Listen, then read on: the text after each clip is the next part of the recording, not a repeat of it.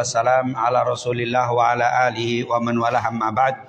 Segala puja dan puji kepada Allah, salawat serta salam kepada junjungan kita Nabi Muhammad sallallahu alaihi wasallam, para keluarga, sahabat, tabi'in serta seluruh umatnya selalu beristiqamah mengikuti sunnah-sunnahnya hingga yaumul qiyamah. Alhamdulillah, setelah mendirikan salat maghrib secara berjamaah, semoga semua yang telah kita lakukan diterima oleh Allah Subhanahu wa taala dan mendapatkan keridhaan dan keberkahan darinya. Amin ya rabbal alamin. Kembali di kesempatan yang mulia ini kita melanjutkan pembacaan kita dari kitab Riyadhus Shalihin yang ditulis oleh Al-Imam Abi Zakaria Yahya ibn Sharaf An-Nawawi Ad-Dimashq. Semoga apa yang kita pelajari ini menambah keimanan kita dan ketakwaan kita kepada Allah Subhanahu wa taala. Amin ya rabbal alamin. Kita masih membahas tentang bab al-muraqabah, yaitu di kitab Riyadhus Shalihin di al-hadits ar-rabi', di hadis yang keempat. Dikatakan di situ qala al-muallif rahimahumullah wa nafa'ana bi fid dharain amin. An Anasin radhiyallahu anhu qala innakum la ta'maluna a'malan hiya adakku fi ayunikum min asy-sya'b kunna na'uduha ala ahdi Rasulillah sallallahu alaihi wasallam min al-mubiqat. Rawahu al-Imam al-Bukhari wa qala al-mubiqat ay al-muhlikat. Dari Anas bin Malik. Anas bin Malik. Anas bin Malik ini sudah kita bahas, yang banyak kita ceritakan tentang Anas bin Malik yang meninggal pada tahun 93 Hijriah. Beliau wafat pada usia 103 tahun. Cukup tua beliau meninggal. Bahkan sebagian ahli sejarah mengatakan beliau sahabat terakhir yang meninggal di kota Kufah. Jadi sahabat yang terakhir yang meninggal di kota Kufah adalah Anas bin Malik radhiyallahu anhu. Beliau meriwayatkan hadis sebanyak 2286 hadis. 2286 hadis. Salah satu hadisnya yang beliau katakan, sebenarnya ini walaupun hadis riwayat Imam Al-Bukhari, kita menisbatkan kata-kata hadis karena ini nisbatnya kepada Rasul, walaupun nanti kalau di dalam pembagian hadis ini disebut athar. Ini disebut athar. Ini jadi athar itu cerita dari para sahabat Nabi Muhammad SAW yang terjadi di masa Rasul, tapi Rasul sendiri tidak mengucapkan itu. Ini namanya athar. Tapi tentunya karena ini juga disebutkan di dalam kitab Riyadhus Shalihin hadis, walaupun secara detailnya namanya athar. Apa kata Anas bin Malik? Innakum la ta'maluna a'malan. Sesungguhnya kalian la ta'maluna melakukan amalan yaitu perbuatan, hiya adakku, yang amalan itu adakku, yaitu lebih halus, lebih kecil, fi ayunikum, dalam pandangan kalian, minasyar, daripada rambut. Sungguh kalian melakukan amalan-amalan yang di mata kalian amalan itu lebih kecil, lebih ringan, lebih halus daripada sehelai rambut. Kunna na'uduha, kami dulu memandangnya perbuatan itu ala ahdi Rasulillah, di masa Nabi Muhammad, minal mubiqat, dari perbuatan al-mubiqat ay al-muhlikat, yang menghancurkan. Jadi kalau dilihat dari lafadznya, kata Anas bin Malik, kalian melakukan satu amalan yang menurut kalian amalan itu lebih kecil, lebih halus dibandingkan sehelai rambut. Padahal kami dulu melakukan amal itu atau memandang amal itu menjadi sesuatu amalan yang kalau dilakukan menyebabkan kita dapat kehancuran. Berarti di sini kalau dilihat tidak atau bukan hadis, tapi ini athar namanya. Di sini tidak ada qala Rasulullah atau dikatakan Rasulullah melakukan ini, tidak juga. Karena hadis itu kan bisa perkataan Nabi, bisa perbuatan Nabi, bisa ketetapan Nabi, bisa sifat. baik sifat fisik dan juga sifat perangai Nabi Muhammad. Itu namanya hadis. Manusiba ila Nabi sallallahu alaihi wasallam min qaulin aw fi'lin aw taqririn aw sifatin khalqiyah aw khuluqiyah. Ini cerita, bukan perkataan Nabi, bukan perbuatan Nabi, bukan ketetapan Nabi, bukan sifat Nabi, tapi hanya cerita tentang para sahabat.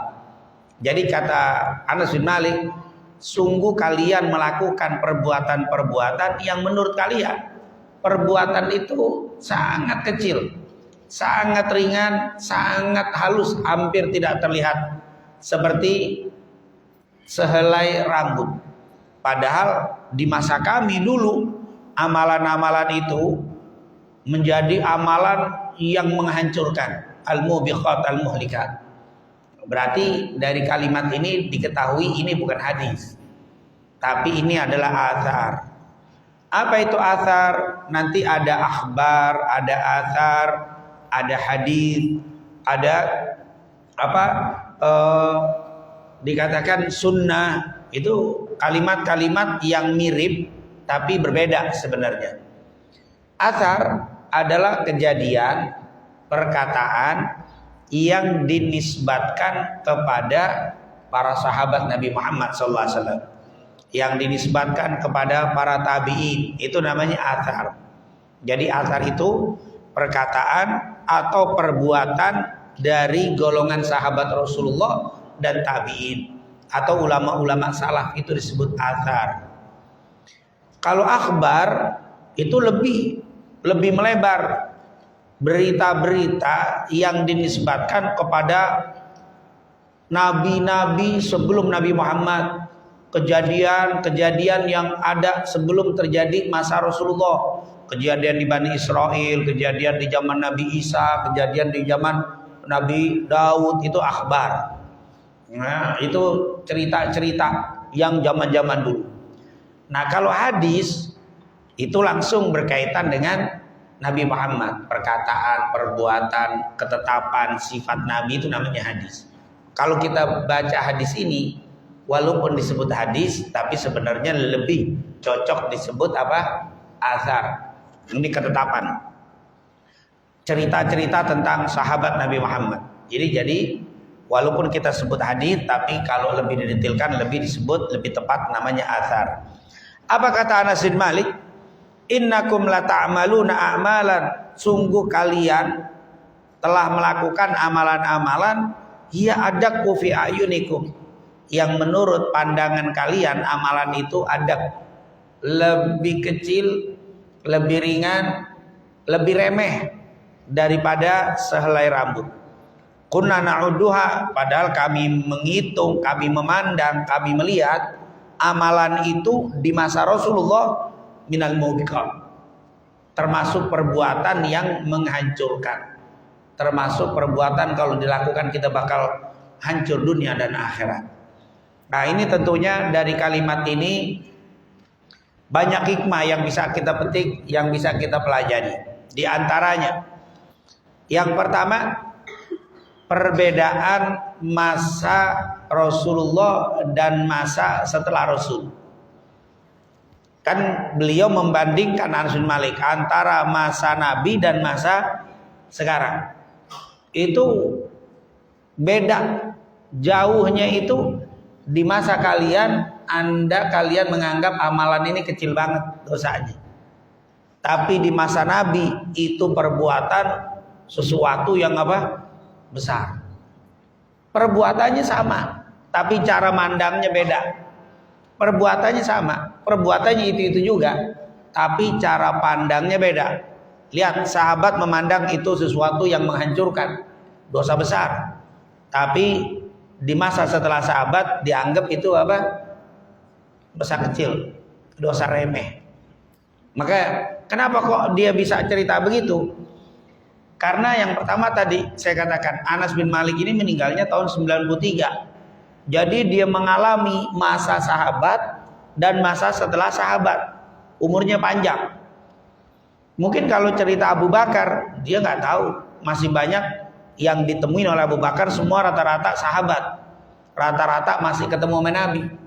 Tapi kalau Anas bin Malik sebagai sahabat terakhir yang meninggal di Kufah, dia banyak nemuin orang-orang yang belum pernah ketemu Rasulullah. Dan dia sendiri hidup di masa Rasul, di masa orang setelah Rasul. Jadi dia bisa bandingin. Kenapa? Tentunya kita itu bisa membandingkan kalau dua-duanya kita alami. Kalau sekarang kan enggak. Kalau sekarang itu gaya doang. Wah, dingin banget kayak di Amerika, padahal belum pernah ke Amerika. Gaya doang itu apa? Mana bisa Anda membandingkan padahal belum pernah. Enak banget kayak makanan surga. Kapan antum ke surga? Itu kadang-kadang kita sok tahu gitu. Kayak merasa minumannya nikmatnya kayak minuman apa? Kayak minuman surga, kayak minuman ya Allah panasnya kayak di mahsyar. Wow, kayak di mahsyar. Kapan antum pernah ke mahsyar? Jadi membandingkan sebenarnya itu perbandingan yang nggak pas. Yang kalau kita membandingkan harus kita pernah dua-duanya. Anas bin Malik dua-duanya mengalami masa Rasulullah, mengalami banyak ketemu dengan orang yang tidak hidup di masa Rasul. Makanya dia bilang, kalian melakukan satu amalan yang kalian anggap lebih ringan, lebih kecil, lebih remeh, seperti sebuah atau seekor sehelai rambut. Sementara kami di masa sahabat dulu memandang itu sesuatu yang sangat besar. Nah, jadi beliau karena sudah mengalami dua generasi kalau bahasa kita, karena dia termasuk orang lama yang hidup setelah Nabi Muhammad SAW. Nabi meninggal tahun 11 Hijriah, beliau 93, berarti setelah Nabi meninggal dia sempat hampir 80 tahun lebih hidup. Makanya dia mengalami dua generasi yang berbeda. Yang kedua, sahabat itu dari keterangan ini memandang bukan dosanya, tapi aturan siapa yang dilanggar. Kalau di masa setelah sahabat melihat dosanya. Jadi bukan siapa yang dilanggar aturannya. Kalau sahabat nggak ngelihat dosanya, tapi dilihat ini aturan siapa yang dilanggar. Maka segala aturan yang dilanggar dari aturan Allah besar. Kenapa? Yang dilihat Allahnya. Tapi kalau kita ngelihat apa? Dosanya, aturannya. Ya maaf. Aturan itu besar dan kecil. Kalau kita pandang dari aturannya, kita bisa lihat aturannya efeknya kecil. Misalkan yang masuk ke Masjid Al-Akhyar misalkan harus kaki kanan dulu. Yang ngomong ini misalkan siapa? Jamaah. Itu aturan jamaah. Ketika kita melanggar, paling ditegurnya kecil karena apa? Yang kita lihat, yang bikin sohib ini, temen ini yang ngatur melanggar lah. Karena yang membuat aturan dilihat orang kecil. Tapi kalau yang membuat aturan itu dilihat ketua DKM. Dan ini aturannya sama, tapi yang membuat siapa? Jadi para sahabat itu tidak melihat aturannya, tapi yang dilihat siapa yang ngatur. Akhirnya semuanya besar di hadapan di depan para sahabat.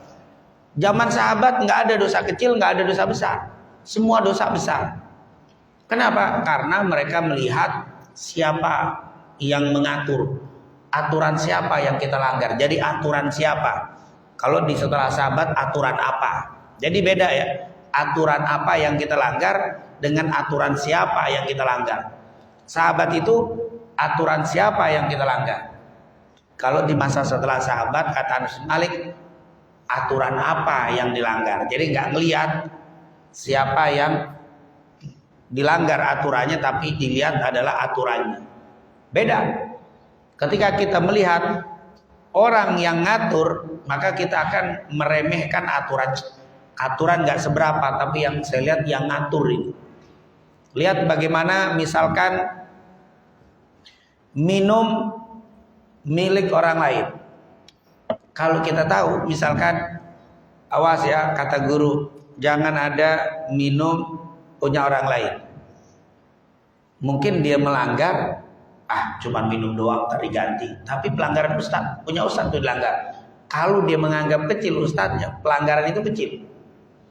Tapi kalau Allah yang bilang, awas, Rasulullah mengatakan jangan pernah jangan mengambil minuman orang lain.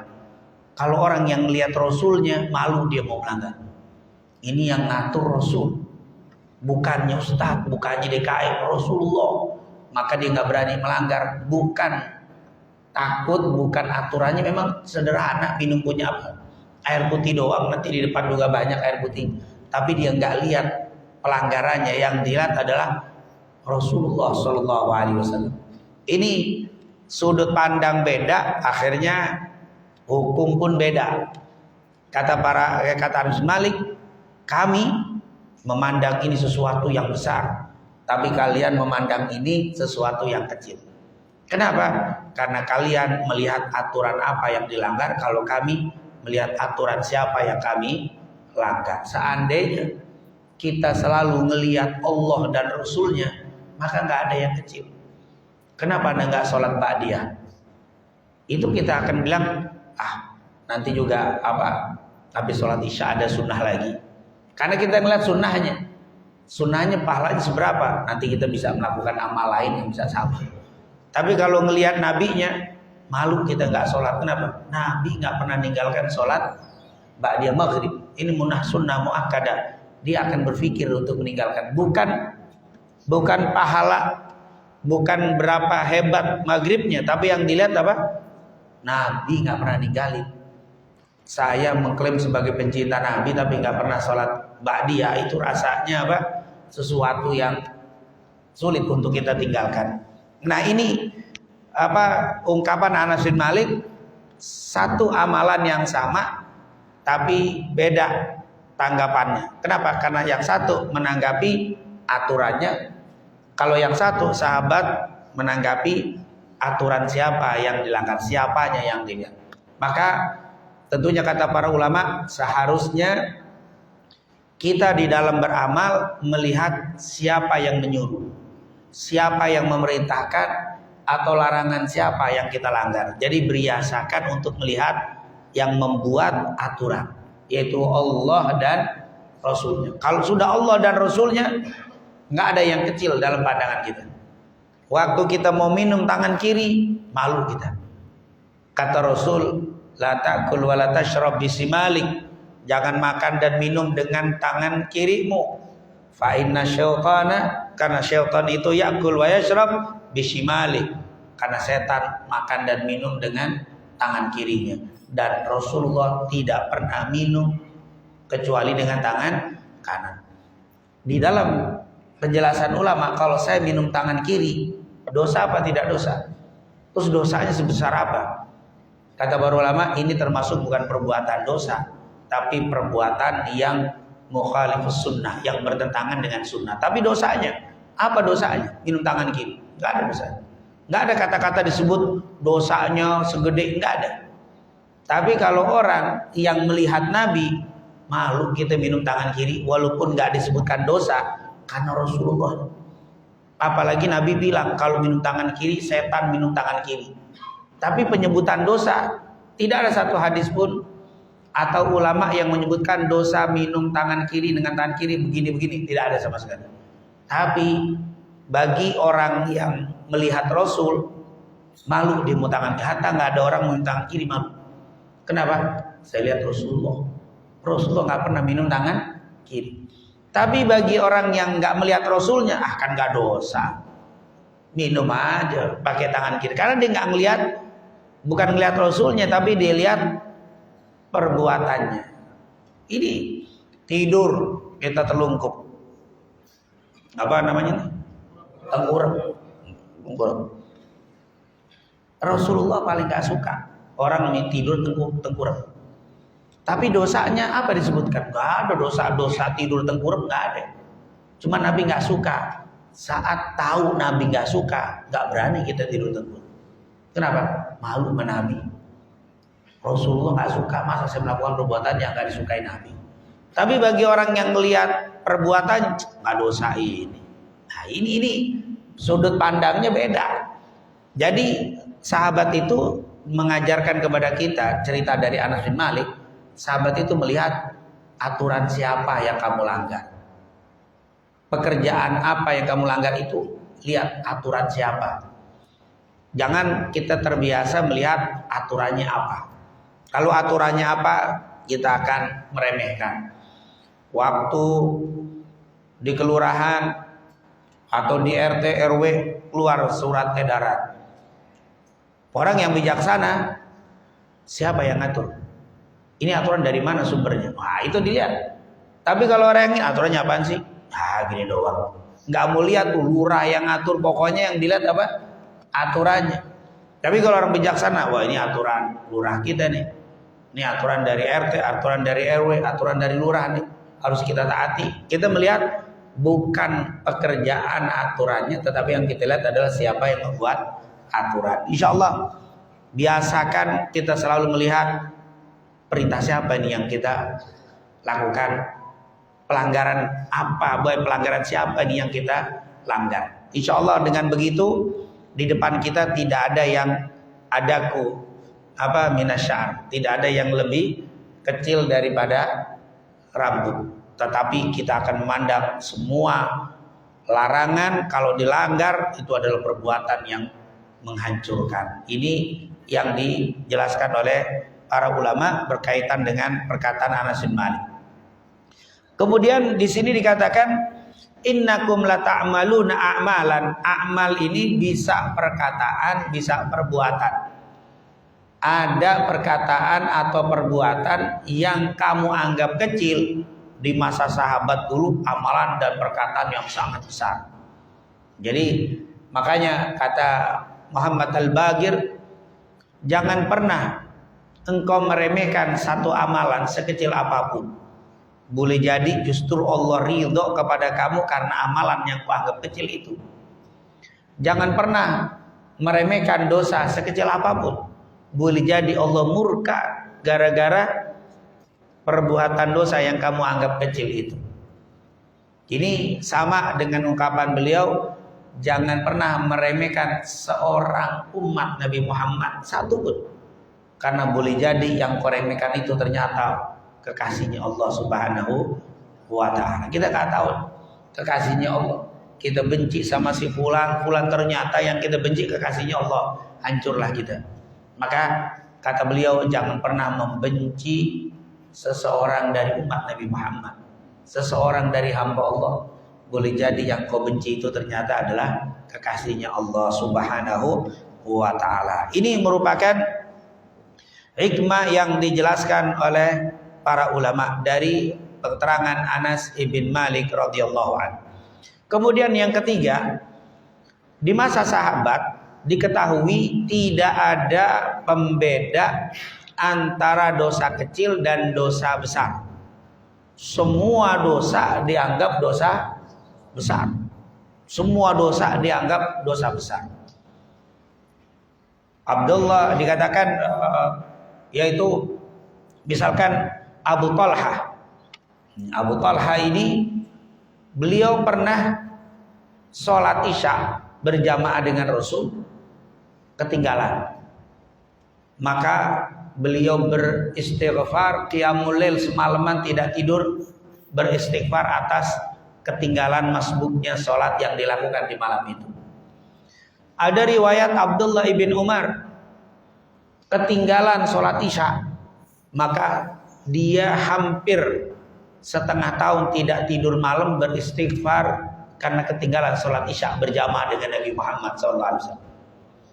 Itu kalau kita mah udah sholat udah bagus, bukannya masbuk sholat tuh udah bagus. Tadi juga Abu Talha, ini ayah tiri dari Anas bin Malik. Di dalam riwayat beliau itu orang kaya. Kebun di Madinah yang bagus-bagus, kormanya, kebun korma itu punya dia. Pernah sekali waktu dia sholat di kebunnya. Duhur, sholat sunnah. Dia masuk ke kebunnya. Di kebun itu tempatnya airnya mengalir, kormanya bagus. Tempatnya pokoknya harganya mahal itu kebun. Dia sholat, Allahu Akbar. Waktu dia sholat, ada burung kecil hinggap di salah satu pohon korma di depan dia. Itu pohon burung-burung kecil mau masuk ke korma yang sedang berbuah, kan ada lubang-lubang suka. Dinyelip-nyelip masuk tuh burung. Pas masuk mau keluar susah. Karena dia di dempetan antara buah-buah kurma yang padat, dia nyelip mau keluar itu agak susah. Kalau kita lihat pohon kurma itu kan buah sampai apa? Nah, di sela-sela itu suka ada kurma-kurma di dalam lubang. Dia masuk mau keluar susah, dilihatin. Ngeliatin burung itu nggak bisa keluar, dia lagi sholat. Sampai akhirnya kelupaan rakaat. Gara-gara memperhatiin apa? Burung yang nggak mau keluar tadi. Bukan nggak mau keluar susah, diperhatiin. Akhirnya dia lupa rakaat. Habis salam, ya Rasulullah, aku sedekahin di kebun semuanya. Kenapa? Ini kebun melalaikan aku sehingga aku lupa rakaat sholatku. Ini orang kamu rambutan nggak ada gitu. Sampai mensedekahkan gara-gara mikirin mobil. Baru beli mobil, aksesoris belum dipasang, mikir sampai lupa rakaat. Itu disedekahin. Kebun itu disedekahin gara-gara melalaikan aku lupa rakaat. Gara-gara itu, gara-gara memperhatikan sesuatu yang menurut kita kecil-kecil aja, tapi bagi mereka itu sesuatu yang apa? Gila, kebun ini melalaikan saya dari rakaat saya sampai lupa. Allah, dia langsung disedekahin. Nah, hal-hal seperti ini memang bagi mereka itu besar, tapi bagi kita apa? Kan yang penting tinggal sujud sahwi. Kan sujud sahwi. Kalau kelebihan ditutup dengan sahwi, kalau kurang ditutup dengan sahwi, aman. Itu kan sudah hikmah dari sujud sahwi begitu. Nah, ini tentunya begitu juga dosa. Sekali waktu Rasulullah sedang duduk dengan para sahabat, di sebelah Nabi, nggak jauh dari Nabi, ada orang kaya raya dulu. Nggak lama datang orang miskin, pakaiannya agak sedikit, ya namanya orang miskin, agak kurang bagus pakaian. Waktu duduk nggak ada tempat kecuali dekat orang kaya. Duduk dekat orang kaya. Orang kaya ngelihat di bajunya begitu, dia minggirnya itu agak sedikit minggir sini, minggir nih bagian begitu doang, begitu udah banget pakaian, minggir sedikit. Tapi minggirnya bukan minggir ngasih kesempatan tempat sambil girang, tapi agak sedikit mukanya geli, kelihatan mukanya jijik dengan orang. Nabi ngeliat, apa kata Nabi? Fulan, minta maaf sama orang itu. Ditegur langsung, minta maaf sama fulan. Langsung waktu ngomong minta maaf sama fulan, langsung dia tersadar. Dia tadi mukanya memang sedikit apa? Menampakkan kejijian, ketidaksukaan dengan si miskin tadi. Langsung dia tersadar, dipegang tangannya si miskin ini, maafkan aku.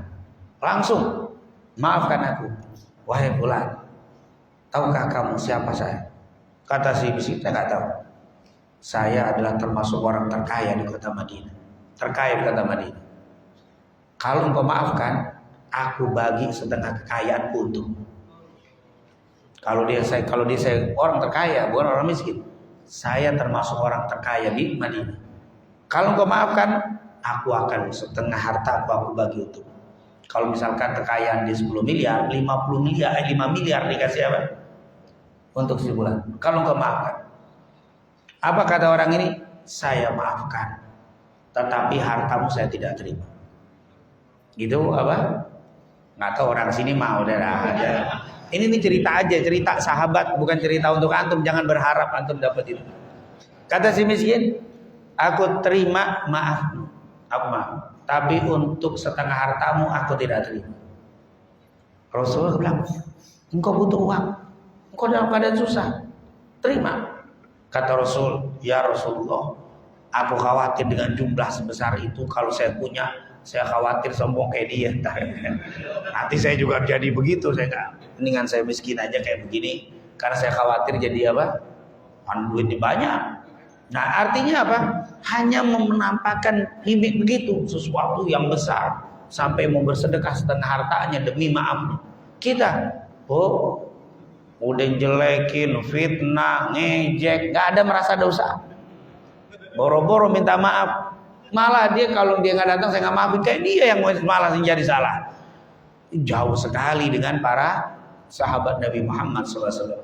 Bagi kita itu sesuatu yang kecil, tapi bagi para sahabat minal mubiqat, dari perbuatan yang apa? Mungkin pernah dengar cerita Ma'is. Ma'is ini sahabat Rasulullah SAW. Dia datang ke Rasulullah, ya Rasulullah, zanaid, aku sudah zina ya Rasul. Ternyata Ma'is ini pernah berzina dan dia terpeleset melakukan dosa zina. Datang ke Rasulullah, ya Rasulullah, saya sudah berzina. Rasulullah bilang, kalau bahasa kita, mabuk kali kamu. Wallahi saya enggak mabuk ya Rasulullah. Dan jangan kamu gila. Enggak ya Rasulullah, saya betul-betul telah berzina. Kata Rasulullah, engkau bisa bertobat. Gak ada yang ngajukan, gak ada saksi. Engkau ngaku sendiri kau bertobat kepada Allah.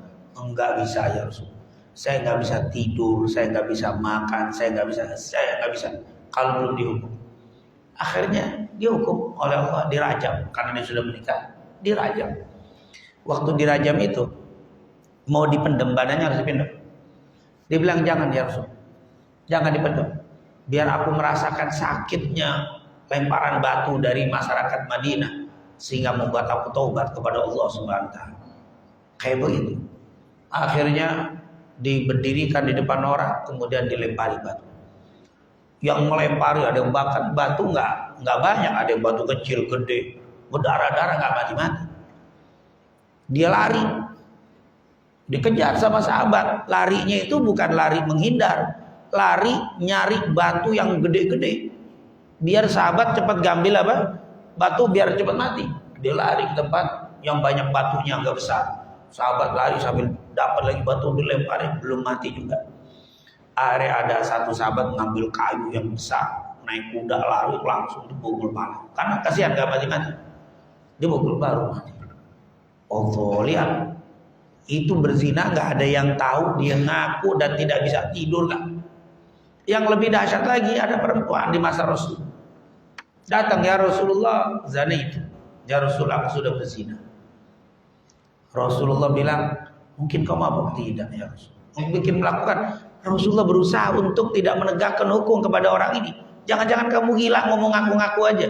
Enggak ya Rasulullah, saya berzina dan ini saya sedang hamil. Benar. Kalau udah hamil berarti buktinya apa? Ada, jelas. Akhirnya kata Nabi, kamu pulang. Pulang, karena kalau engkau dihukum rajam, itu anak akan mati juga. Pulang sampai lahir. Benar, datang. Ya Rasulullah, sudah beberapa bulan nih bayi hasil zina saya. Kata Rasul, kalau engkau dibunuh, ini anak perlu ASI.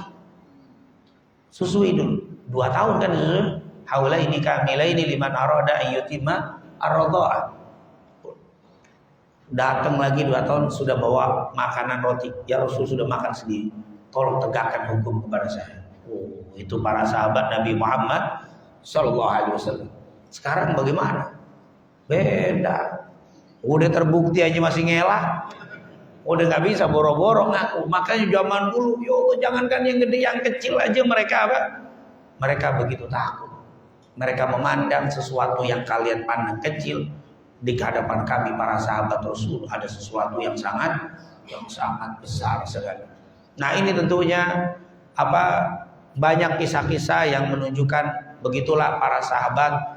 Mereka tidak melihat aturan apa yang mereka langgar, tapi selalu mereka melihat aturan siapa yang mereka langgar. Insya Allah, Allah Subhanahu Wa Taala selalu memberikan taufik hidayah kepada kita semuanya untuk kita bisa selalu menghindari semua apa yang dilarang oleh Allah dan Rasulnya, dan selalu menjaga perbuatan yang diperintahkan Allah dan Rasulnya. Amin amin ya rabbal alamin. Mungkin itu yang bisa saya sampaikan, dan alhamdulillah masih ada waktu beberapa menit. Mungkin kalau ada yang bertanya dipersilakan, karena hadis selanjutnya tanggung insyaallah pada pertemuan akan datang kita akan bahas.